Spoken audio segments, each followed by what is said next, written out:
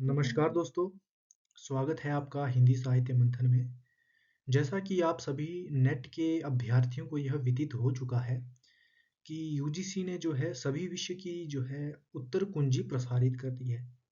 सभी बच्चे अपने-अपने विषय में जो है अपनी उत्तर कुंजी जो है देख रहे होंगे और यह भी देख रहे होंगे कि कट ऑफ कितनी रहेगी। तो आज मैं बात करूँगा हिंदी साहित्य विषय पे उसके पेपर 1 और पेपर 2 दोनों की, कि उनमें क्या कट ऑफ रही थी और पेपर किस प्रकार का आया था। सबसे पहले मैं बात करूँगा जो पेपर था, वो टफ था। पेपर 1 भी और पेपर 2 भी, दोनों टफ थे। पेपर 1 में ट्रिकी प्रश्न पूछे गए थे जिनको सही करने के लिए थोड़ा दिमाग घुमाना पड़ेगा और अगर आप कूल रहकर पेपर नहीं देंगे तो आप सही नहीं करेंगे। और रही पेपर 2 की बात, तो वो भी काफ़ी टफ था। लगभग 40 प्रश्न ऐसे थे जो सभी बच्चों ने ठीक किए थे और वो सरल थे। और बाकी जो 60 प्रश्न थे वो बहुत टफ थे, डीप थे। और अगर किसी ने टेक्स्ट पूरी तरह अच्छी तरह से डीप में जाके नहीं पढ़ा हो तो वो बिल्कुल भी उस प्रश्न को जो है ठीक नहीं कर सकता। हाँ, तुक्का जरूर लग सकता है लेकिन वो बिना पढ़े उसको ठीक नहीं कर सकता था। और रही बात जो पेपर 2 के स्टाइल की, कि वो किस प्रकार का था, वो टफ था। मेरिट कम जाएगी, कट ऑफ कम जाएगी, जनरल की भी और अदर कैटेगरी की भी जो है कम जाएगी। तो हम समय नहीं गवाते हैं, हम सीधे कट ऑफ पे आते हैं कि इस विषय में जो है कट ऑफ क्या क्या रहेगी।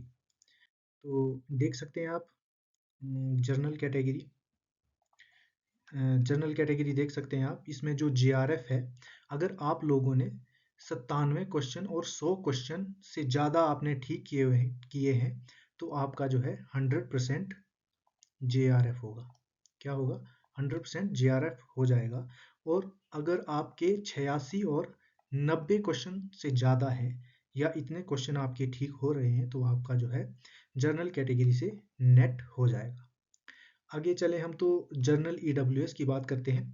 जो जर्नल ईडब्ल्यूएस रहता है वो 1-2 प्रश्न जो है जो जनरल कैटेगरी से कम रहता है।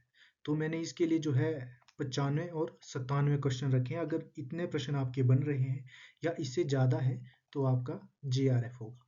और नेट के लिए आपको जो है 85 से ज़्यादा प्लस या 85 प्रश्न जो है ठीक करने थे तो आपका नेट होगा। इसी प्रकार हम देखें तो ओबीसी और एनसीएल का, इसका भी एक आध क्वेश्चन कम रहता है जनरल से। तो इसमें जो अगर आपके 96 क्वेश्चन जो है ठीक हैं तो आपका जो है जीआरएफ होगा।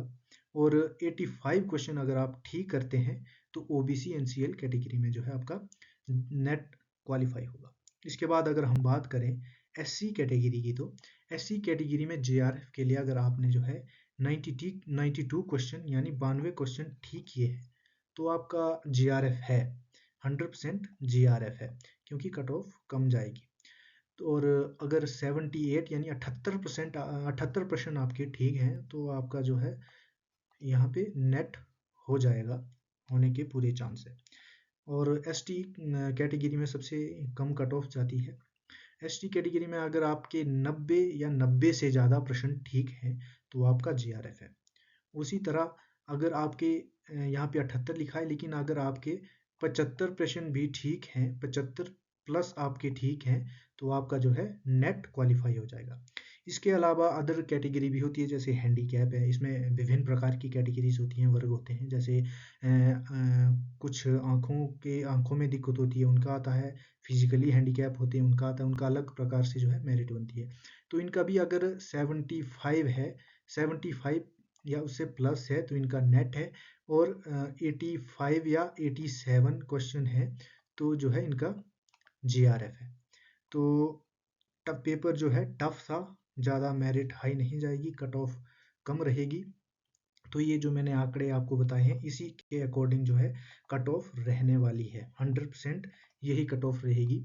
अगर आपको मेरी वीडियो अच्छी लगी हो तो उसे लाइक करें, शेयर करें, कमेंट करें और चैनल पर नए हैं तो सब्सक्राइब भी ज़रूर करें। धन्यवाद।